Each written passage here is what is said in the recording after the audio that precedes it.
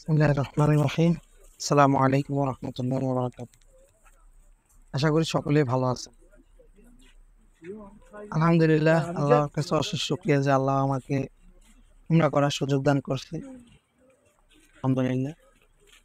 জি, আমরা এখন আছি জান্নাতুল বাকিতে। জান্নাতুল বাকিতে আসার পর একটা জিনিস খেয়াল করলাম যে জান্নাতুল বাকিতে রাসূল সাল্লাল্লাহু আলাইহি ওয়াসাল্লামের বেশিরভাগ সাহাবীকে কবর দেওয়া হয়েছে।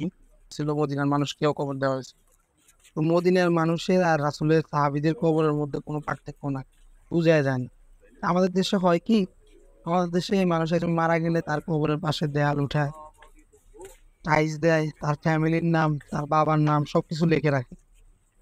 দেখ, আলহামদুলিল্লাহ, আল্লাহ আমাকে সুযোগ দান করছে দেখার। রাসূল সাল্লাল্লাহু আলাইহি ওয়াসাল্লামের রওজা এবং কি সাহাবীদের কবর দেখার সুযোগ দান করছে, আলহামদুলিল্লাহ। আল্লাহ যেন আপনাদেরকেও উমরা হজ করার সুযোগ দান করে, এজন্য দোয়া করি। আজকের মতো এখানেই বিদায় নিচ্ছি। আল্লাহ হাফেজ। আসসালামু আলাইকুম ওয়া রাহমাতুল্লাহি ওয়া বারাকাতুহু।